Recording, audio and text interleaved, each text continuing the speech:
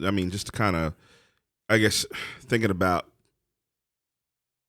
everything holistically, right? Like, I think that as people, we are, or some people, not all people, I think some people are more apt to critique rather than to celebrate.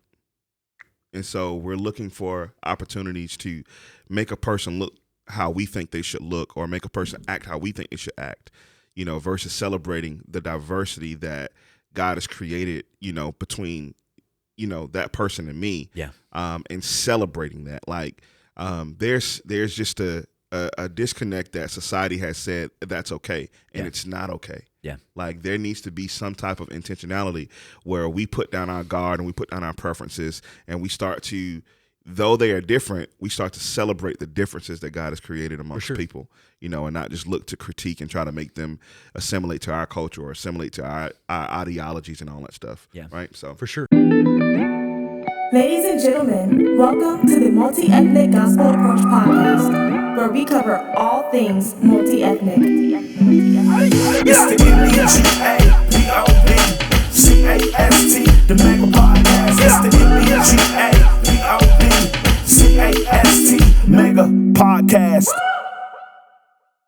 what's up, good people? Welcome back to the Mega Podcast, where we get to discuss all things multi-ethnic and focus on gospel-centered diversity. That's right. I'm here with my guy, Micah Gaston, our campus pastor here at 3 Circle Midtown. And yeah, I'm going to kick it off to him. But before we do that, I want to encourage you, if this is your first time tuning in, or if you're a returning watcher or listener, hey, make sure you hit the subscribe button, hit the notification bell so you can follow all of the content that we have.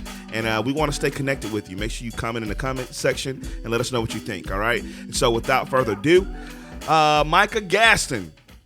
I just said your whole government name. Showing up. That was it. Thought I was in trouble there for me. Like, yes, Mom? What? You had to say my middle name. Then you knew this one. You're about to get real. Never mind. About to get real. I'm going to find it out later. All right, yeah, man. So what you got, man? So, yeah, man, we've had the opportunity over the past couple conversations to dig into what do multi-ethnic relationships look like? What do cross-cultural relationships look like? Yeah. And so, because I think a lot of people, like I know there's conversations you and I have had, conversations we have had with other Christians from all across the U.S. That want to be more engaged in a diverse life. For sure. But yet there's ambiguity on the roadmap of what does that look like? Like, what does it look like for me to begin to pop that bubble of me living within a cultural contingency of what is normal and people that are like me culturally, to getting outside of that, but yet they're intimidated about, well, how does that happen? How do I do that? How do I avoid some of those weird, awkward moments? Which, by the way, you can't totally avoid those. Those are going to happen. Yeah, come on. So how do we equip them for that? Yeah. To say that's okay, because in any relationship where it matters, there's not always going to be total agreement on things. Yeah. So that's not the problem, right? That's not. I learned very early on in my marriage, right, that come on, man. That it wasn't my parents never argued. It's just they had a healthy thing they never did in front of me, right? So when they never disagreed, it was just they had those things where they came down on the same page to where whenever they were in front of us, there was a unified front, right? Yeah.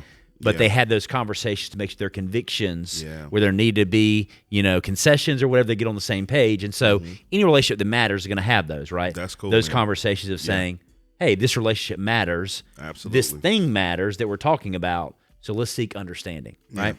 I think that's really cool, too, because just in general, like that whole concept of not arguing in front of the kids or not arguing in a public setting is an attitude of honor or a consideration of honor.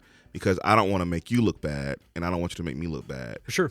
And we represent one another. That's right. And so in this thing that we call kingdom culture, as you and I have talked about, that should be the aim. We shouldn't want to make our brother or sister look dishonorable in any way or fashion. And so we ought to be having those hard conversations, in a private setting, to where we can at least gain understanding. That way, we can really have a unified front, and not to front, because that's a whole nother conversation. Yeah. Not to be fake, but to be honorable to our brother and sister, Yeah. or those who we are, doing a life with.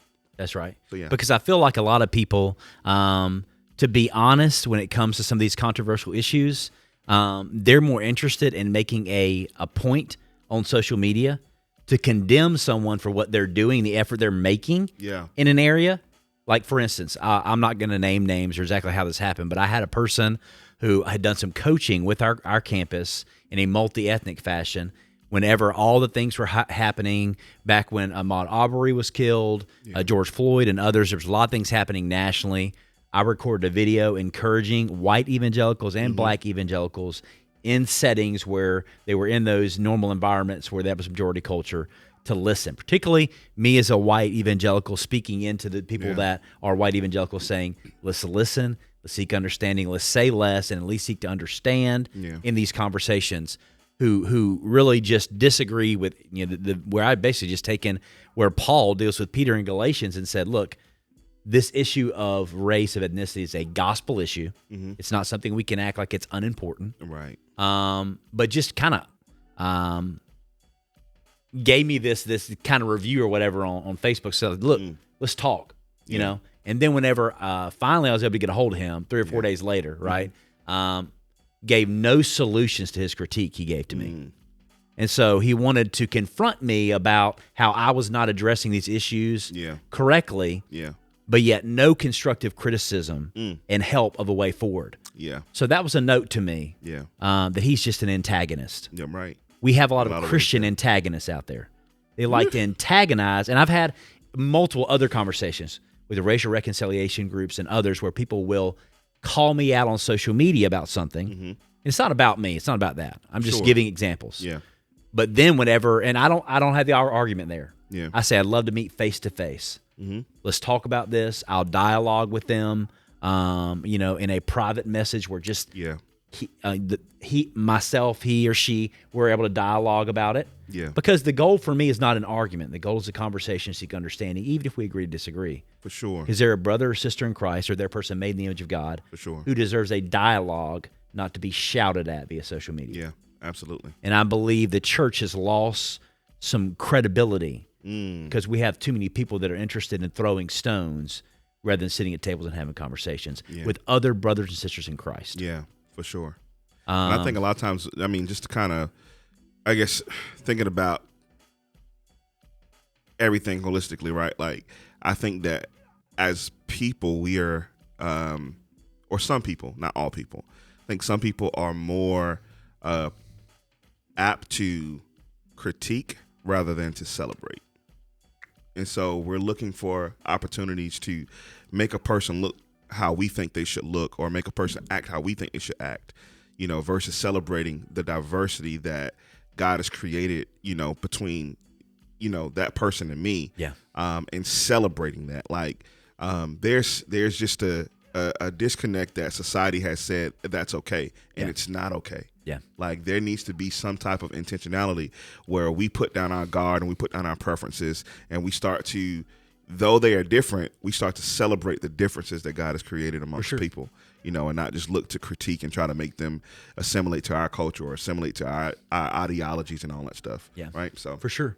And that's where we started out this whole process of looking at this roadmap of, first of all, connecting with somebody that's different. If you've never really done that, and you're living in a bubble of normalcy to which everybody looks like you, thinks like you, votes like you, getting outside of that, then understanding some of those dynamics of difference, then that next step of celebrating.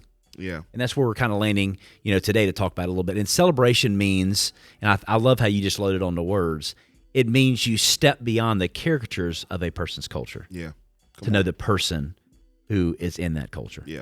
Because we all, no matter what our cultural background, can name things that are the straw men of that culture, right? Of the music they listen to, or food they like, and some of those things exist for a reason. They're not bad, and some of them obviously are.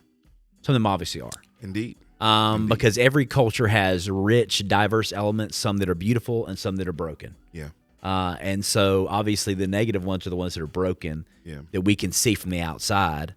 But hey, that always works two ways, right? You know, like they always said, the finger you're pointing, there's four pointing back at you. Come on now. So it's always easier to see. Elementary right there. Right? Watson. And then how it goes. It's always easier for you being outside of a cultural bubble to see the weaknesses of another culture while being relatively unaware of your own. Because again, like Aristotle said, if we're the fish, then the culture's our water. We don't know until we get outside of that norm that we begin to feel uncomfortable. While we're in that, it's like, oh, well, this feels good. Not often sometimes identifying, well, what makes this comfortable to me? What makes this water my kind of water? Yeah. You know, and so... great questions to ask. Yeah, it's self-awareness, right? Absolutely. Which is a huge part of this journey. Yeah. If we're going to really be a diverse church that follows Jesus while having cultural differences, then we need to know what our cultural distinctives are. We need to know what my normal is. Facts. If I'm going to know what is abnormal, then I need to identify what's normal, you know? And so I think celebrating, means that we begin to understand, well, why does someone feel that way? If this is a cultural norm that I've identified, there is a caricature that exists of the culture in this way. Yeah. Well, why is that there? Let me understand that and be able to lean into that. And I don't have to become that. I don't have to assimilate to that cultural norm, but I can seek to understand it. Why? Because it's honoring. And there's understanding there. There could be celebration there. Yeah. Of I don't have to begin to love dressing in a certain way as a cultural norm for a person and assimilate to that. I can just seek understanding. Right. I don't have to begin eating a certain type of food. I can seek understanding, right? Yeah. Or a certain type of music. Yeah. So let me give a few for instances, because I think for some people, like, all these things seem to be pretty simple and kind of elementary. So here's a few. So that are common cultural distinctions, right? Okay. We can unpack a little bit. So one is individual versus a group culture. So by and large, Western culture tends to be very individualistic. Okay. That means that we are focused not upon family honor and reputation as much as we are individual accomplishment. Yeah. And so sometimes Westerners coming from a culture where we don't understand how a person coming from another culture may make decisions not just based upon his or her career, or how his or her friends may accept it, but based upon mom and dad's thoughts about profession or friendship or actions or lack of action or those sort of things, because they see their decisions in life based upon how this is going to affect my family name, not just how this is going to influence me as a person. That's good. I got a question though. Like, sure. Why do you think that is? Like, why are we so focused on our own, individual accomplishments and success, and our perceived success from a public standpoint versus honoring, our family name and, where we come from? Like, because I do agree that tends to be the norm for Western culture, and specifically here, like, in the States, right? And so I'm wondering why that is, because at some point I feel like there was a time when as a nation and as a nation that we were, very family driven, but that we've drifted away from that in a lot of ways. So why do you think that is? Well, I mean, as with anything that's extremely, broad, that affects all of culture, I don't think that it's one thing. So I'm not going to say this is an exhaustive answer. For sure. I do think there's some major linchpins to it. So part of it is, I think that the U.S., when you think about history as a whole, is a relatively new nation. Yeah, true. When you think about it. Good. But it's not only a new nation, it's a new nation that is a collective of other nations, right? It's been called a melting pot of other cultures. Yeah. And so the U.S., and there's a lot of, documentation, both documentaries and written stuff about the, the Industrial Revolution, all that, where the U.S. became an economic superpower, that a lot of that was, no matter what country you're from or your language of origin or people of origin, it really was like phrases like pull yourself up by your own bootstraps, where it really was people making America. There's even things out there about that, right? Yeah. About how people achieved to get to a place. So it wasn't necessarily about your country or people of origin. It was about your performance, what you brought to the table. Okay.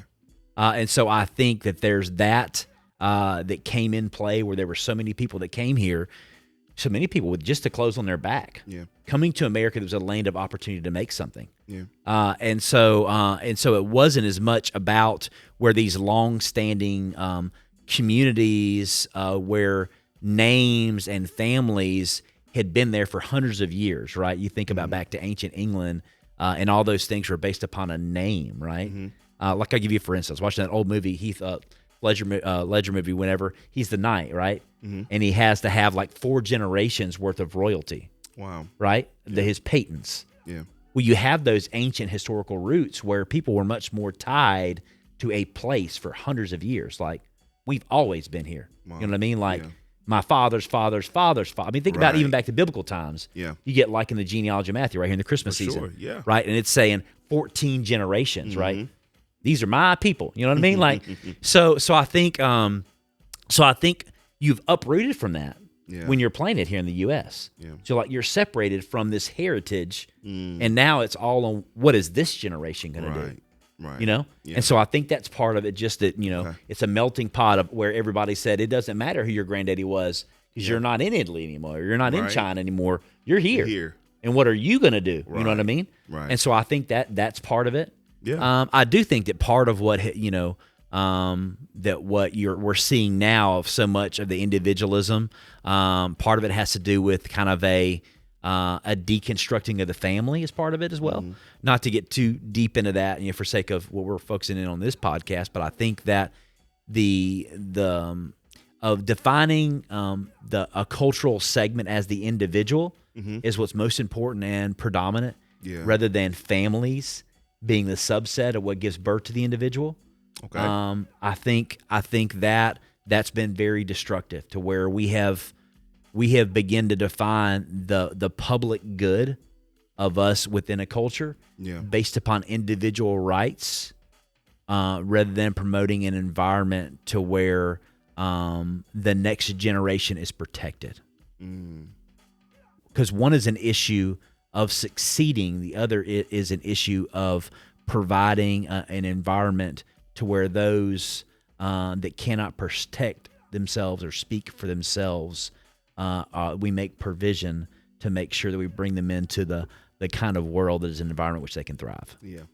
That's good. And so I think, I mean, and hey, there's 1,000 other things that I think pour into that have happened over the past 100 years of nation. Yeah. But I do think, those are some of the things, both culturally and historically, that pour into more of an individualistic approach versus a family honor tradition approach where in those nations, frankly, still exists for some families. You know what I mean? Yeah. They're absolutely. 1,000 years into this thing. You know what I mean? Yeah. And they got the money in the bank and houses all across the country to prove it. You know what I mean? Absolutely. So, Absolutely. Yeah. And we see that in different cultures here, even sure. still today, like you said, because Haitian culture is very much like that. Oh, yeah. Chinese culture is still very much like that. Quite a bit about the Indian culture here in the States is still like that, and so forth and so on, right? And Black all culture. those, and all those are, not Western cultures, right? Right. Yeah, Right. True, those are true, Eastern, true. and so very much so. And so you've got this cultural norm that's functioning, and that's part of what we're dealing with the struggle in our country now. Yeah. Is we're dealing with the unseating of the Western historical norm because of the merger of other worldviews. Right. Right. Right. Absolutely. Where a lot of other, like you said, majority or cultures or minority cultures that are now beginning more to be part of the main line of what our culture is, are coming from more of a collective identity than a personal identity. Come on. Right? Yeah. So that's one of them that is an obvious tension point. I feel that. But then there's also like a difference in kind of like an equality or hierarchy mindset. Okay. Where some people growing up in an environment where it simply for them was never acceptable under any circumstance to publicly question authority. Just like that was the taboo of taboos. And to where, again, the more Western, You better believe it. right? The more Western approach to that has often been, basically you can check whomever, whenever. You know what I mean? Yeah. And so there are going to be some environments where some people that grew up in an environment where that was the taboo of taboos, that it doesn't matter what you say or do in a meeting as a leader, they are not going to speak out in that context. Right. They're just not going to do it. Yeah. Or much less, even, in the sense of the U.S. culture being majority white for a very long time, where many people that are coming from a background of a different cultural norm do not feel permission to, and let me just clarify here, it's not an issue of equality, it's just an issue of precedence. Do not feel permission to engage a leader on that level in a public setting. For sure. Because most rooms they've been in, right, they have been outnumbered, right? Yeah, for sure. And so they feel like, and they may have total freedom, doing that in a private context. Yeah, would not do it in a public context. I'm not saying what's right. I'm just saying what can be the norm based upon. Exactly. Yeah. I think that's a really cool point, because culturally, for some people, if they speak out and it's not a cultural norm for them and they get reprimanded for it, then it tends to be a bit of a it's shameful, sure, for their family, for their culture, because a lot of people, to include Black culture, when we're the minorities in the room, we're trying our best to not only represent ourselves but our families and our culture. Sure. Just because of the opportunity that's before us. And so I get it, man. I understand that piece of it. And it's very difficult to get outside of that. You have to feel very comfortable. You have to be empowered, in a sense, by leadership in order to feel comfortable to speak up in those instances. But it is something that is an underlying obstacle, sure, for many cultures in this particular, space, talking about the United States and so forth and so on. But yeah, I'm sorry. We got into a bit of a tangent, but hey, it's about celebrating, just the idea that people are different, people have different culture norms, and understanding what those are, right? And understanding how do we navigate through that? How do we encourage people? How do we celebrate people? How do we do life with people effectively without bashing them for not being more like us? No, but I mean, it's definitely, it's not a tangent, though. I don't think. I think that is definitely the idea there is to,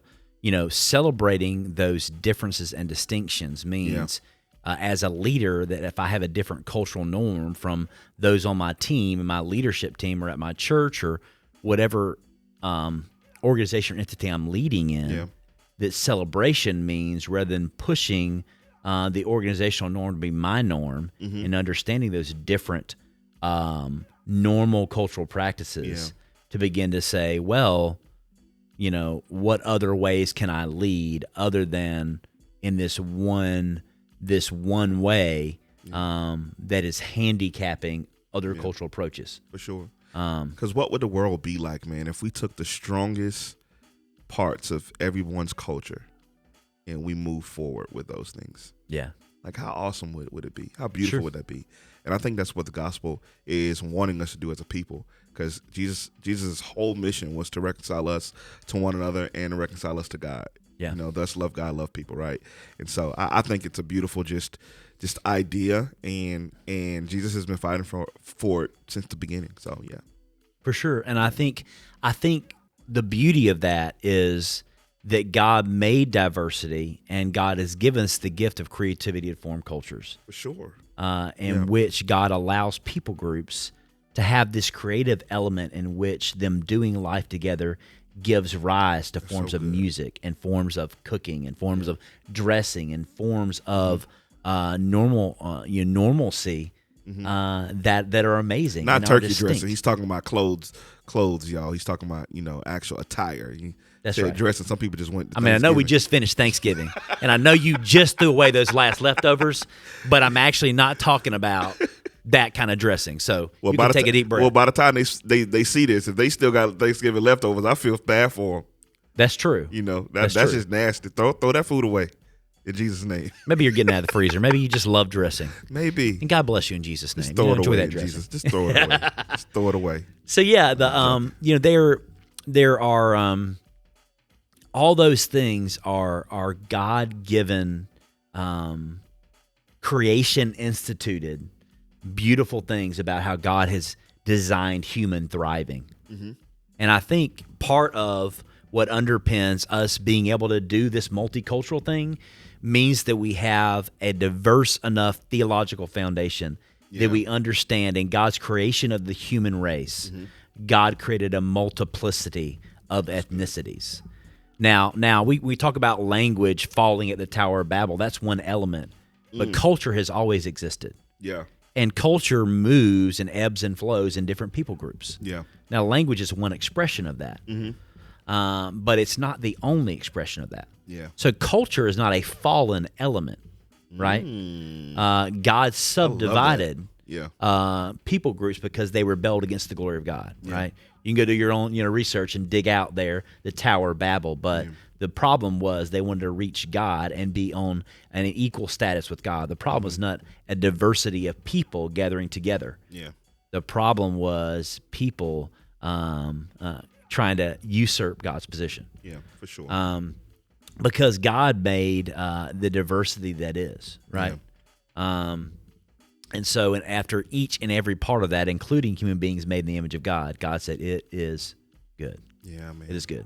That's so good. And everything falls underneath that. The diversity God's included. Gender, all of that falls in that. God could have created one gender, he created two. Come on now. All of those things fall into the positive sense in which God enjoys and reflects his glory in which he created a variety of things. That the same God that made the beautiful birds that fly and have these ornate colors also made the nasty little fleas that jump around. Like all of those things, you know what I mean? From the things that we celebrate and things we're like, why did God make that? Right. Like one day we get to heaven, we're like, God, why'd you make a flea? I don't get it, but I don't understand the purpose of a fly yet. Right. I don't get it.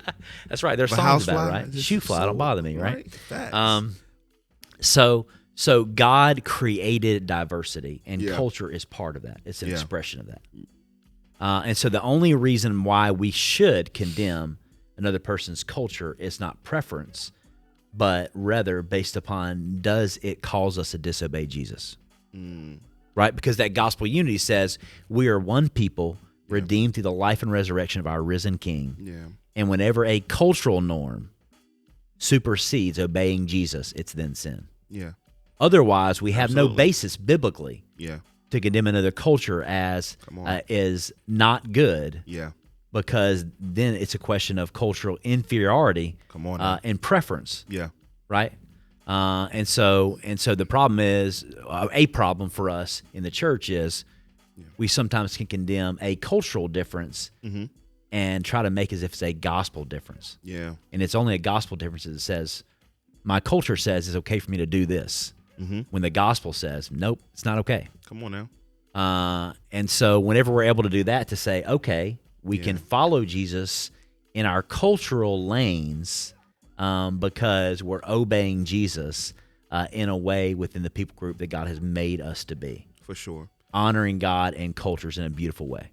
And at the core of it, like that, in order for us to do that, it has to be relational. It can't be something that's just, cold and something that's unintentional, but we have to work at it. And I love the way you even started off, this discussion talking about it being a road map, because whenever you see a map, it implies that there's a journey that has to take place. Yeah. And so this is a journey. It's not, a quick stop. It's not a just something that's you're going to snap your fingers or click your heels twice and just be there. It's definitely something you're going to have to, walk through, run through some of it. You're going to have to sit and dwell in certain spaces, for a length of time to really understand. And that's okay. It's a part of this great opportunity that we have to connect with other people, whether, they're in another state, whether they're in your neighborhood, whether they're in your church, whether they're in your, at your workplace. It's an opportunity to do life with people who don't, again, think like you, who don't vote like you. That's right. Who don't like the same things that you like, as far as them checking all the boxes on the list of the things that you like. So we have to understand that this is work. This is, and it's okay. It's a part of why God created us, so that we can press on with one another and be unified. That's right. In His gospel. you know, in this beautiful thing that he's given us. And so I just want to encourage you again, if you've been watching this whole time, thank you so much for staying tuned. We want you to hit that subscribe button. We want you to hit the notification bell. We want you to comment. We want you to share your thoughts and share this content with all of your friends. All of those who may be interested in figuring out, man, how do I begin to get outside of my bubble, my box, that seems to be one-dimensional? How do I get outside of that and start to live multi-dimensional, a multi-ethnic, gospel-centered type of lifestyle? Where do I begin? How do I start? What are the things that I need to know going into this new walk, this new journey, you know, of this multi-ethnic journey? Yeah, that's the best I have right there. Yeah. But anywho, yes, if that's you, just share it with them, or if you know somebody like that, share it with them. And hey, you know, it's a resource. You know, it's a resource for you. It's a resource for us. We get to look back at this content be reminded of just the goodness of God, but also, man, what God has called us to. And so we're not just preaching to you, but this is for us too. You know, this is stuff that we're living we're learning. We're actively living and actively learning this stuff. Yeah. So with that being said, we love you guys. Pastor Micah, man, you did an awesome job, man. Appreciate it, man. You know what I'm saying? It's a good I think conversation that hopefully is really, really helpful. Yeah. Let me just try to see if I can load it onto one sentence. Let's go. So what we tend to do is to carry out cultural replication. The minute our kids are born in our families, we're passing on to them what is normal. This conversation of celebration is not replication. It's appreciation, right? It's saying, let me understand what's different about your culture. And the goal is not to replicate that you become like my culture. It's simply to understand the uniqueness of your culture and be like, and that's beautiful. That's beautiful that is your norm, that's how this came, and that's why you practice this. That's good. And seeking that understanding to say, man, it expands your horizons of saying, wow, there's a different approach to this, right? There's a different thought process. Because often issues of culture are not black and white, they're gray. So instead of arguing over the shades, let's seek understanding. Right. Well, you have just been signed off by none other than Micah the Revelator. Deuces, y'all. See you next time.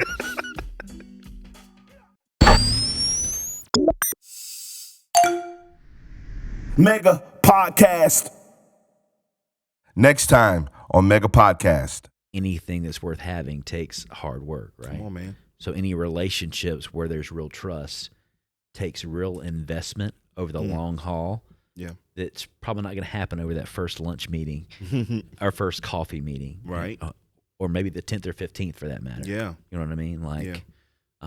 Like those lifelong friends you have, you know, they didn't happen overnight, you know? Yeah. So don't expect like the microwave version of relationships, you know? Yeah.